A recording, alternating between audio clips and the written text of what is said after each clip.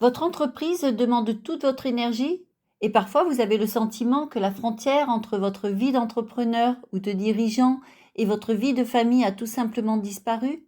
C'est la réalité de 9 dirigeants sur 10. Mais est-ce vraiment le prix à payer pour réussir? Aujourd'hui, on ne parle pas de gestion du temps, on parle de votre capacité à entreprendre, à diriger dans la durée. Bienvenue dans l'épisode Réussir en conciliant vie professionnelle et vie privée. Un titre certes ambitieux, mais qui, je l'espère, vous amènera à cet objectif. Je suis Martine Sarfati et je suis ravie de partager ce moment avec vous. Bonjour et bienvenue dans C'est le moment de s'épanouir, le podcast dédié à celles et ceux qui veulent décider, avancer et entreprendre avec plus de clarté, de justesse, d'enthousiasme et de sérénité.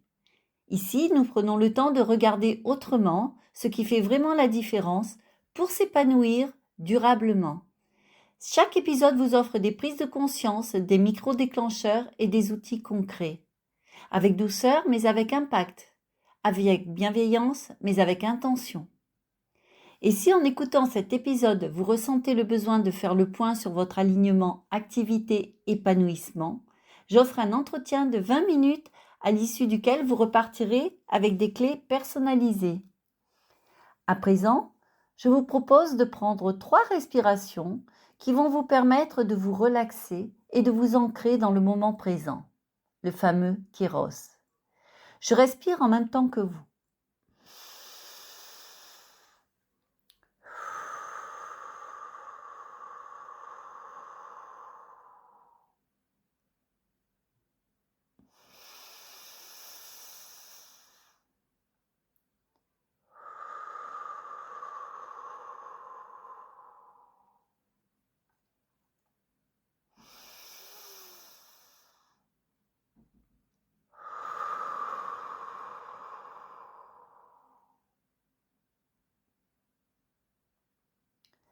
Si votre activité rythme vos semaines, vos week-ends et vos jours fériés, vous savez de quoi je parle.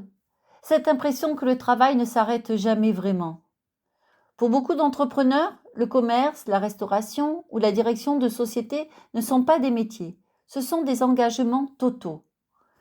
Aujourd'hui, on aborde la réalité de la fusion entre votre vie d'entrepreneur et votre vie personnelle.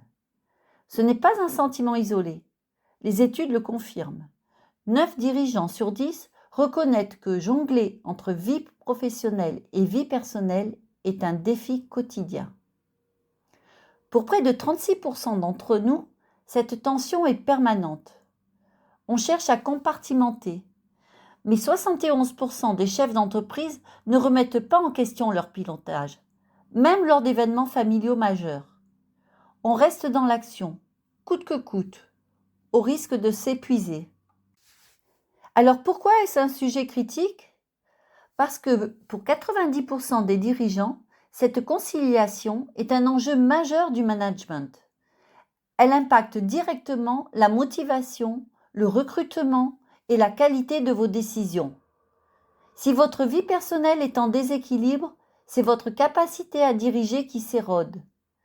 La vraie question n'est plus de savoir si vous travaillez trop, mais si cette fusion sert encore votre vision.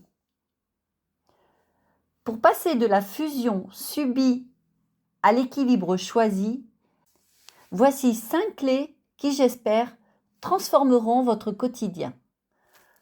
Première clé, sanctuariser les non négociables.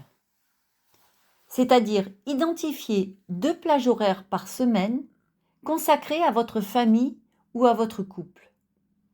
Et traitez-les comme des rendez-vous avec un client stratégique. Impossible à déplacer. Deuxième clé, définir des frontières physiques. Si vous travaillez chez vous ou à proximité, marquez physiquement la fin de la journée par du rangement, un changement de tenue, un rituel de déconnexion.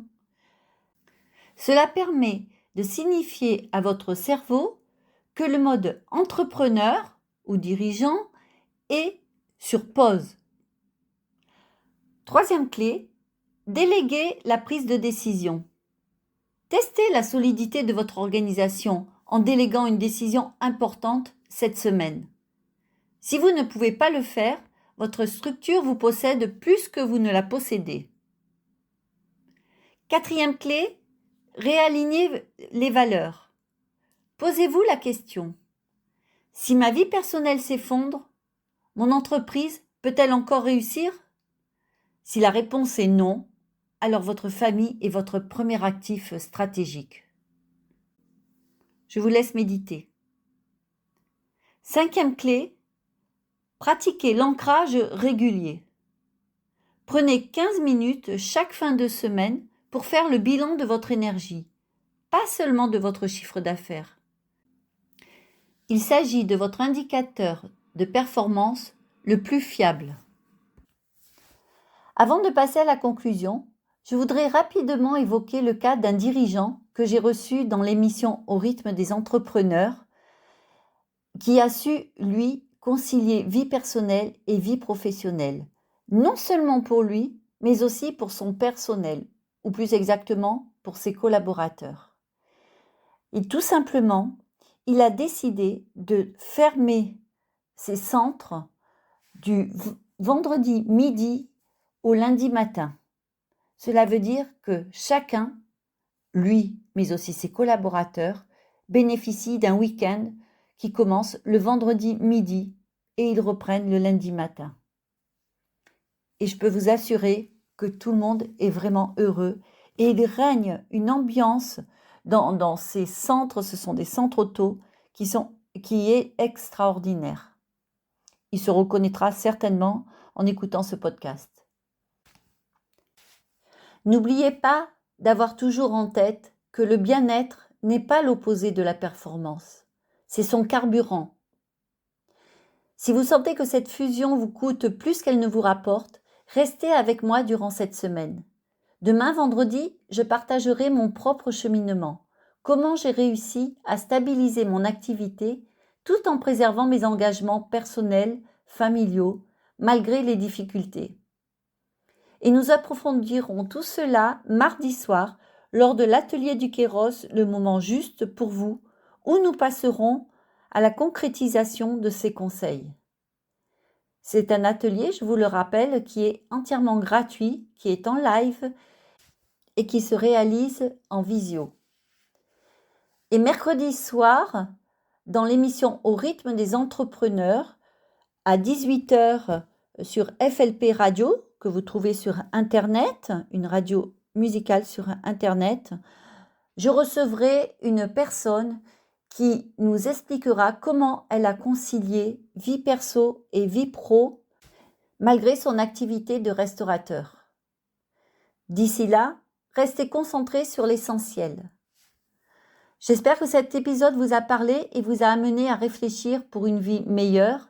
Si c'est le cas, je vous invite à le noter, à le partager et surtout à vous abonner pour ne manquer aucune des prochaines traversées de ce voyage.